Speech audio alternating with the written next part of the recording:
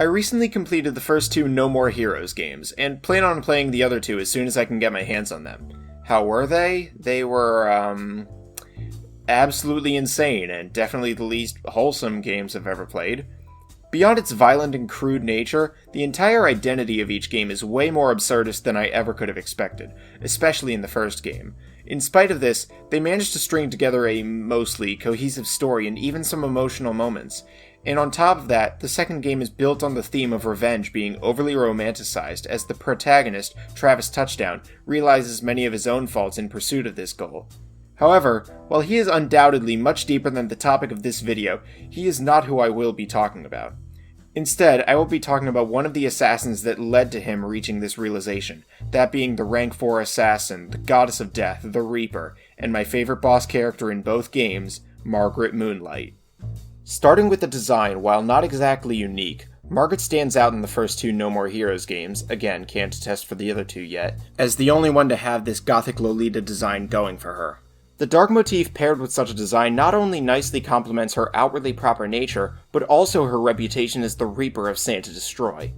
The design just works so well for the character that she is, which is most clear when Travis arrives at the location of their fight, hears her whistling what sounds to be a somber tune, and then sees the mysterious girl sitting on top of a sign illuminated by the ginormous full moon behind her, as she simply asks if she's heard the song she was whistling. Of course, at this point, hardly any of this shakes Travis, but it is still a striking scene before the fight begins. And speaking of the fight, while I do greatly enjoy Margaret as a character, a large amount of enjoyment I derived from her was from her boss fight, which was not only my favorite in the series thus far, but also one of the most enjoyable bosses I've ever faced in any game. She isn't a particularly difficult boss, especially once you start to understand her patterns, but on the first playthrough, it was a fun and frantic battle throughout. Using her weapons, Le Croissant d'Ange, a pair of rifles with scythes attached to the end, the fight starts with her keeping her distance to be able to snipe at Travis. Once the distance is closed between the two, however, she's quick to switch to the scythe ends of her weapons. The majority of the fight functions this way, with her switching between close range and long range as needed. Not only that, but she can also teleport away if Travis is getting too much of an edge at close range, perching herself back on the sign to continue sniping away. Throughout the fight, I found it a blast to pursue the Reaper, taking cover behind walls and such before I could pin her down and get some damage out on her. She really is a case of a boss fight elevating a character, much like how some other characters I've discussed in the past were elevated by how well they played or how cool their fight scenes were. Putting the gameplay loop aside, one of the best parts of the boss fight is undoubtedly her theme, Philistine, which also holds the honor of being her greatest source of characterization. It is the only boss theme in the first two games to have lyrics, and it is all sung not just from Margaret's perspective, but live towards Travis as the two fought. Without this song, Margaret would have less dialogue than any character I've spoken about before, aside from the ones who are silent altogether. But with this song, a story about what kind of person she is told. Not only do her lyrics drop all pretenses of her being poised and polite, with her dropping swears left and right, but they also show her morality for an assassin. If we're to believe her lyrics, the only people she kills are those who are truly defined by sin, as she claims all those that she kill go to hell. Now, this could be a twisted mindset that she adopts, much like how many of the other killers in the series are insane in their own ways, but I believe that she is, indeed, one of the few truly just killers in the series. If this was just a delusion of hers, then I'd find it hard to believe that she'd still be able to call out Travis's sins so accurately. While she herself didn't set up the fight between her and Travis, that was actually the latter himself, the fact that she's so willing to kill him shows that she believes him to be one of the sinners she has marked for hell. Travis had killed hundreds in the first game to accomplish the selfish goal of being number one, and at this point, he's doing it again just because his friend was killed and he wants revenge.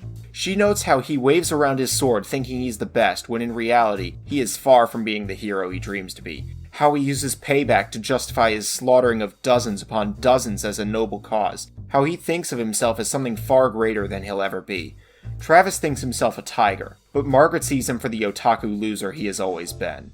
When Travis inevitably wins the fight, in spite of all she said to him, in spite of the fact that she just got added to his ever-growing pile of bodies, she holds no ill will towards him, and instead asks what he thought of her song. When he confirms that it was, quote, catchy as hell, and that he memorized all of it, she falls to the ground satisfied and passes away with no regrets. There are a couple ways to interpret this, both of which I find myself believing.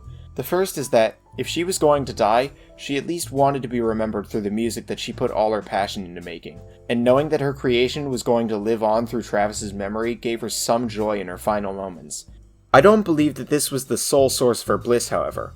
I believe that she was hopeful that, with all of the heinous things Travis had done, him remembering her song's message would help him open his eyes to his awful nature and have him change for the better. If she couldn't kill him, she at least wanted to have her killer change for the better. While this wasn't the final straw for Travis before he realized the true meaning of his actions, the fact that he whistled Philistine as he walked away from their battleground showed that even in death, Margaret had succeeded. Thank you so much for watching. This is my first time making one of these analyses without it being part of a group of analyses that were based around a theme of favorite characters of all time, favorite characters of X amount of time. I just wanted to get this video out because after playing this boss, I really found myself appreciating the character and wanted to get my thoughts out. Hopefully I'll be able to make more of these impromptu analyses in the future, and if you want to see this kind of content, I'd appreciate it if you could subscribe, and I'll hopefully be able to make some of these more in the future. Alright, thank you for watching. See ya.